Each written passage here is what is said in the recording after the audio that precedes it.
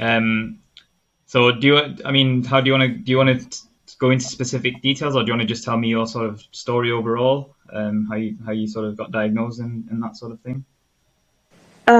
Sure.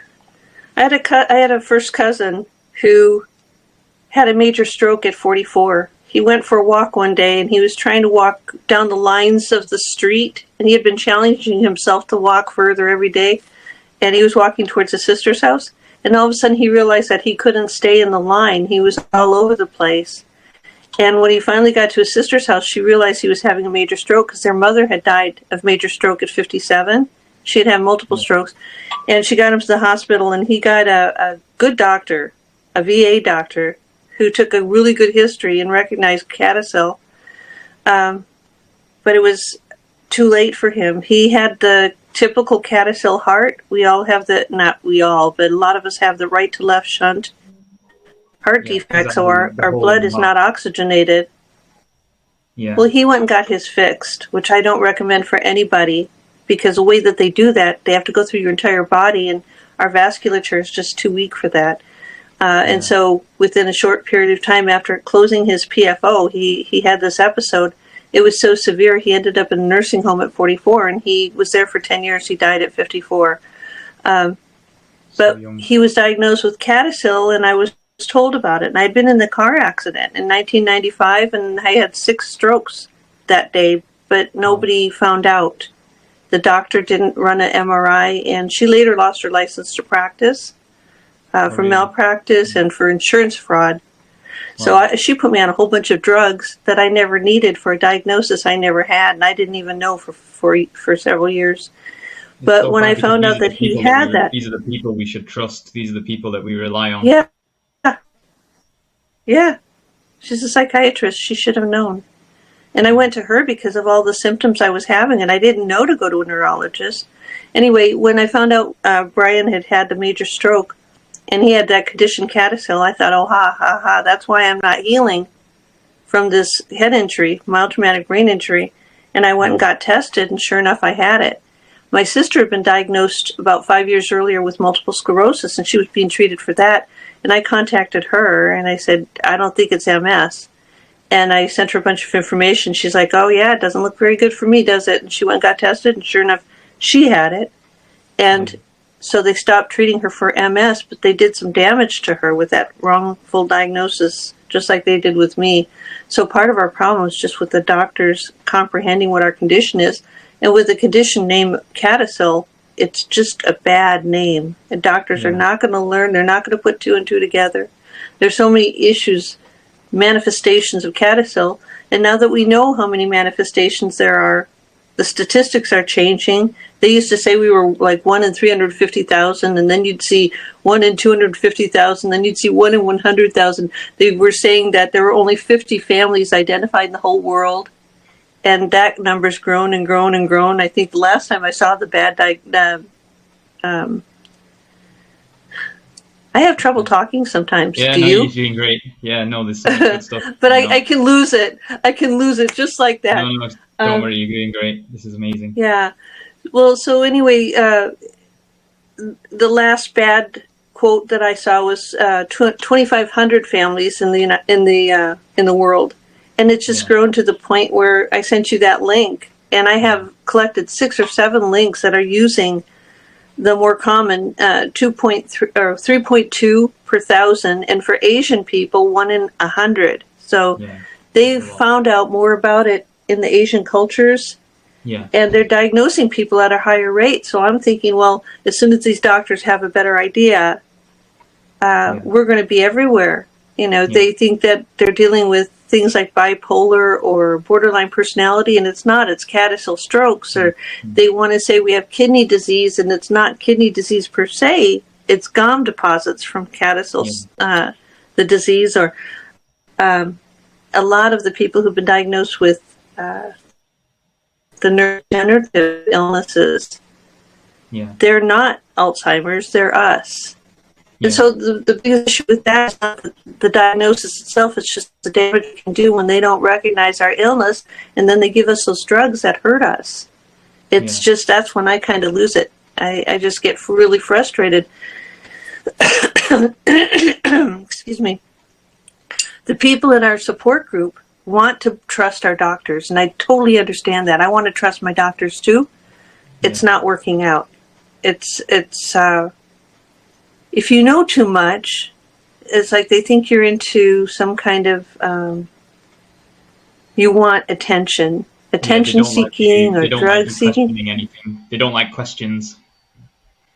They really don't. And one of the things that Cure CADASIL organization I think that they're doing really well. One of their items for agenda is teaching doctors, and they need to. But I would like to shake loose somebody in a position of authority that can challenge the name of the illness. They used to call it familial multi-infarct syndrome. My grandfather had it. They said he had atherosclerosis. His sister had it. There were only 2 siblings. And they said she had leukodystrophy. They diagnosed my mother with leukodystrophy, and she died in 2004. She was 67 years old. But my grandfather, all 3 of his kids had it and died from it. And for my mother, it looks like all 4 of us have it. My oldest sister hasn't gotten diagnosed, but she says she's having the TIAs. Yeah. So it's supposed to be a 50-50 disease. What's the sort of percentage of rate in your family then? So have you had people who have been tested and not had it? No, we're 3 generations of 100% penetration. Oh. And it's into the 4th generation because my nephew has it. I don't know if his sister has it, but there are, I think, 6 nieces and nephews, and now there's grandchildren. So we're sure it's in the grandchildren level too. Yeah. But the grandchildren can learn, and they can take it out. What's that? Yeah, it sounds very similar to my family. Everybody who's been tested has got it. So, I mean, the other family members are either scared, worried about insurance purposes, stuff like that. So yeah, it's difficult, but it's within like you were talking about the numbers within my own. Well, if you look even on the support groups, and there's more than one on Facebook, we have almost 4,000 people there, and they represent how many families? It's way above what they think that it was. Yeah. So the thing is, if we don't get a handle on this, and I've read a lot of articles about the increase in dementias, and everybody's worried about that. You know, in the 80s, before the 80s, they were worried about cancer, and we've made progress there. And then in the 80s, they had AIDS, and then we've made progress there. Now it seems to be this fear of dementia, and we're upping the numbers exponentially, but we're not getting the research dollars for it yet. Yeah. So it's just, to me, it's just vital. So, after I tested, after Brian got it, and then I got it, tested, my sister got it, my brother's been tested, and he's got it. So the only one that hasn't been tested is my oldest sister, but she says she's having TIAs, which in my opinion, we don't have TIAs. We're having strokes. So the terms that they're using is a problem for us. They say migraine with aura. I don't believe that at all.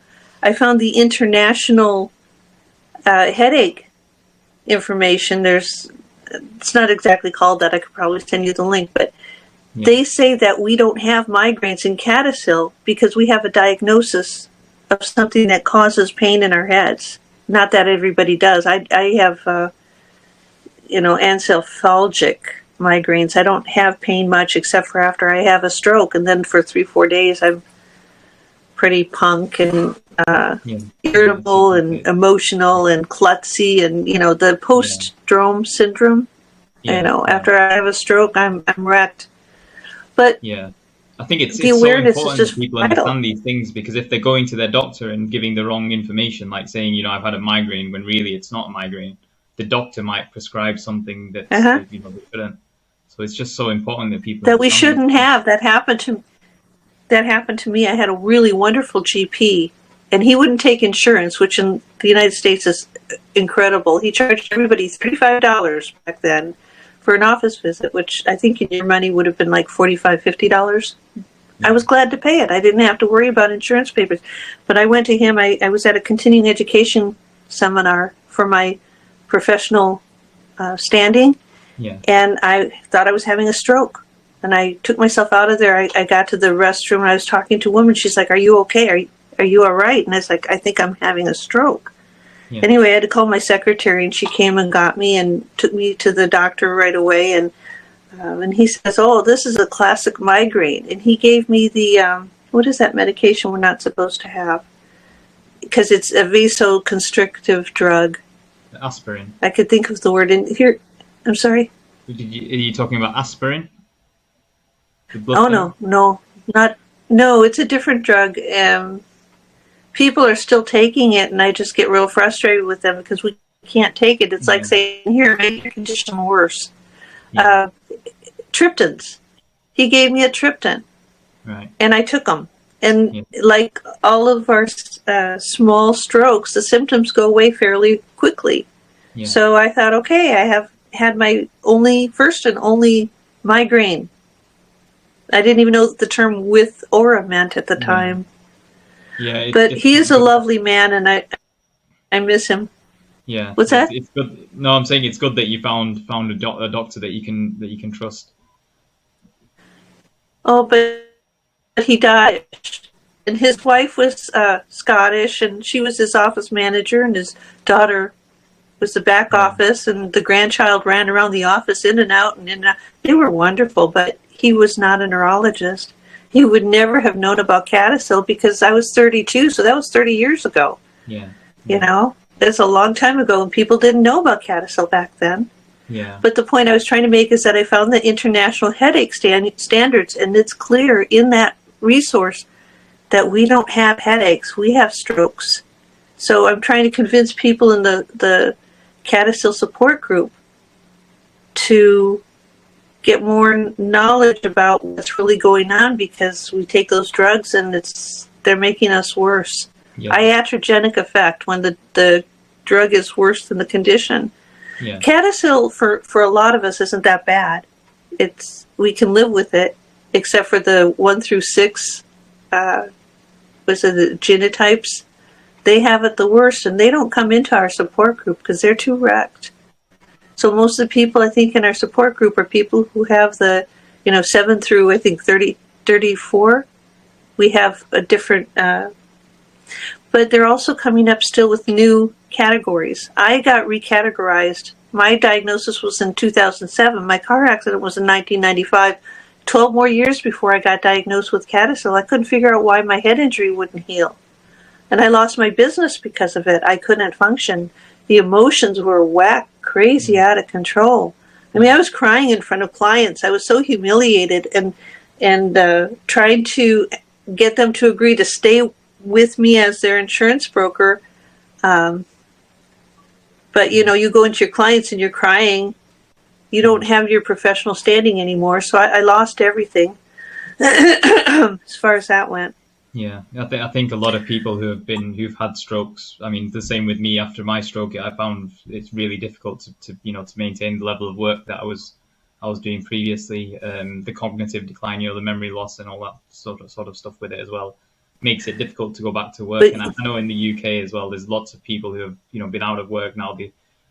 Over here, when you sort of too disabled to work, they give you some benefits, but now they're accusing people of saying this doesn't count, as you're not going to get any support from us. So it's really difficult for people after they go through strokes here. But you had symptoms really early, right? You were a teenager when you started having symptoms? So I mean, I would say from birth, to be honest, because even when I was when toddler, like 3-4 years old, I used to get hallucinations. Is it the CADASIL? Is it not? I think everything with a CADASIL person is the CADASIL, because it's got to be related somehow. Yes, I've had that argument with people in the support group where they'll say things like, well, I'm not one of those people who think that CADASIL causes all of my symptoms. And I have to explain to them that it's vascular, it's circulatory. How can it not affect everything? Of course it affects your eyes and your ears, and of course it affects your digestion. Yeah. I mean, to me it's a mistake to think that it's not CADASIL. I go the other way. I mean, if you break your leg, even that could be CADASIL related, because we have circulatory problems to our bones. Yeah, to our bones. So our bones are getting weaker, and so therefore we're more prone to breaks. 100%. So you take the dementia people. When I was 4 years old, I broke my leg, and even the doctors, it took a longer time to heal. Obviously, we didn't know at the time. Yep. And I've had various health issues over the years, kidney problems, all sorts of Yep. stuff. And it was only after my stroke that it came out that we do have this in our family. So it's quite difficult because it's one of those stigma things that they don't like to talk about. But it's sort of being negligent, I would call it, because if you just ignore it and say, "Oh, we will defy the odds," it's just saying, we don't care about it, and it's making the problem worse. See, everything you just said just triggered like a bunch of things that I want to talk about, but I don't know. That thing that you said that they're psychological problems, they're not psychological problems. The brain regulates emotions, and when your brain is experiencing damage, it's not like President Donald Trump or who's your guy, Boris Johnson. What was that? Yeah, it's not like them. They have personality problems. Yeah. They grew up badly and they never got straightened out, and then they take their stuff out on everybody. Okay, that's different. Well, we have problems where we're highly sensitive to our environment, and we're highly emotional to a lot of things that don't affect other people. We're just real sensitive because the damage in our brain means that our brains can't regulate our emotions. And then on top of that, we discover that we're highly sensitive to hormones, and people don't realize what hormones really are. I'm surprised at how many people, including men, have thyroid problems in our population of CADASIL, or they have, really the getting upset. And angiotensin II, I had a little argument with a heart doctor when I was finding out about my heart problems, and I said, well, CADASILs were hypersensitive to angiotensin II. And he says, no, not angiotensin II. What angiotensin II has to do with is regulating your blood flow. Yeah. So our blood flow, if we get upset, it shuts us down. It shuts our blood flow even more. And we already have the granular osmophilic material issue that we have to worry about, which looks like atherosclerosis, but it isn't. Yeah. And so he said, no, it's not to do with that. So I had to go back for the follow-up after I had my heart monitor, 30-day heart monitor, and I brought him the paper on it. So if your grandfather wants people to live the most normal life, which is what I'm assuming he wanted, he didn't want people to be living in fear, and that's kind. I understand that. Yeah. I smoked for 30 years. Yeah. And smoking is like the worst thing that you can possibly. My siblings all smoked, and if we had known, I'm the same. We could have made a better choice. Yeah.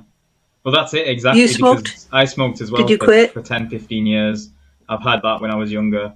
I think this is one of the problems, because if people aren't understanding why they're getting these behavioral and emotional problems, they turn to drugs, alcohol, that sort of thing, and they can easily... Exactly. I think addiction's one of the biggest symptoms. People might not admit it, but...